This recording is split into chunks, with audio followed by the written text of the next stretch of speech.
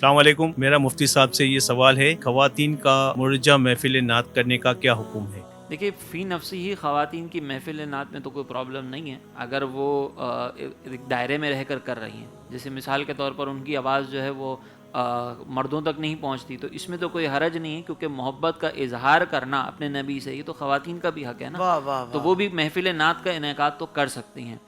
البتہ جو موجودہ دور میں جس انداز سے بعض جگہوں پر ہو رہی ہے، ہر ایک کی میں بات نہیں کر رہا ہوں، بعض جگہوں پہ ہو رہی ہے، سوشل میڈیا پر جو ہے نا وہ باقاعدہ لائیو چل رہی ہوتی ہے. یوں کہا جاتا ہے کہ خواتین کے لیے پردے کا اہتمام ہے، لیکن وہ با پردہ خواتین کو پورے دنیا جو ہے وہ سوشل میڈیا کے تھرو دیکھ رہی ہوتی ہے. اس کی قطعی طور پر اجازت نہیں ہے. اسی طرح محفل نعت کے اندر جو ہے وہ خواتین کو چاہیے کہ اگر چند خواتین موجود ہیں تو اسپیکر کا استعمال نہ کریں، اور اگر بالفرض بہت تعداد میں خواتین موجود ہیں تو وہاں پر اسپیکر کا استعمال کر کے حتی الامکان کوشش کریں کہ آواز جو ہے وہ باہر نہ نکلے. تو اس کے لیے ضروری ہے کہ کسی اوپن گراؤنڈ کے اندر نہ کریں، بلکہ کوئی کورڈ ایریا ہو وہاں پر محفل نعت کریں. اور دوسرا یہ کہ جب خواتین محفل نعت کر رہی ہوں نا تو اس کے اندر کوئی ایسے اشعار نہ پڑھیں، یہ تو مردوں کے لیے بھی ہے کہ جو خلاف شرع ہوں. تو ان تمام رعایات کو سامنے رکھتے ہوئے اگر خواتین محفل نعت کریں گی تو درست ہے.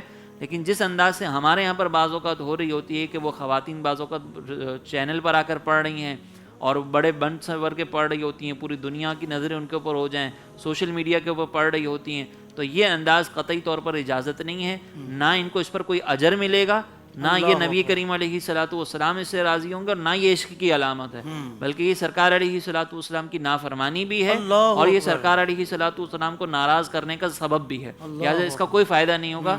خواتین دائرہ شریعت میں رہ کر پڑھیں گی تو ان کو اجر و ثواب ملے گا. اچھا، بعض اوقات کوئی سمجھانے کی کوشش کرے تو وہ یہ کہتی ہیں، جو ہمیں پتہ لگا کہ یار ہم گانے تو نہیں گا رہے نا، ہم تو دیکھیں نعت خوانی کر رہے ہیں، آپ ہمیں اس سے روک رہے ہیں. مطلب اس طرح کی بات تو کیا ہمیں دیکھیں نعت خوانی سے نہیں روک رہے، ہم کہہ رہے ہیں دائرہ شریعت میں رہ کر کریں. اگر مثال کے طور پر آپ کہہ رہی ہیں ہم گانے نہیں گا رہی، ہم تو یہ پڑھ رہی ہیں نا، تو جس طریقے سے گانے کا شریعت نے منع کیا ہے نا، اسی شریعت نے جو ہے وہ اس بات کا بھی منع کیا ہے کہ آپ نے اس انداز سے نعت بھی نہیں پڑھنی. تو آج شریعت کے آدھے حکم پر عمل کریں اور آدھے کو چھوڑ دیں، تو یہ تو انداز درست نہیں نا. شریعت کے حکم پر عمل کرنا ہے تو پھر مکمل عمل کریں، اور مکمل عمل کرنے کے بعد آپ اس انداز سے نعت خوانی سے اجتناب کریں.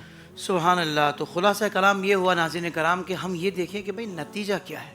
اللہ اس کے رسول ناراض ہو رہے ہیں، چاہے اس کو آپ خیر والا کام سمجھ رہے ہیں، اور رب اور اس کے رسول کی ناراضی اس میں پنہا ہے، تو پھر ہم نے کیا کرنا ہے؟ وہ خیر تو نہیں ہوئی، پھر وہ تو شر ہوا نا. تو اس لیے یہ علماء دین ہماری بہترین رہنمائی فرما رہے ہیں، چاہے وہ ہمارے اسلامی بھائیوں کے لیے ہوں یا اسلامی بہنوں کے لیے ہوں. انہوں نے شریعت کا قانون بیان کر دیا ہے. اب جو اس کو قبول کرے گا وہ اپنی دنیا و آخرت سنوارے گا، اور جو اس کو قبول نہیں کرے گا ظاہر بات ہے کہ وہ خود اس کا جواب دہ ہے. علماء کا کام ہے وہاں تک آپ لوگوں تک، ہم لوگوں تک بات کو پہنچانا. اللہ آپ کو اس کی جزا عطا فرمائے. سوشل میڈیا پر اسلام کی صحیح تعلیمات جاننے کے لیے ابھی حافظ سائر قادری کا نیا YouTube channel Islamic digital studio subscribe کر لیں، اور ہاں، نوٹیفیکیشن بیل آئیکن کو بھی پریس کر لیں تاکہ ہماری نئی ویڈیوز آپ تک بر وقت پہنچ سکیں.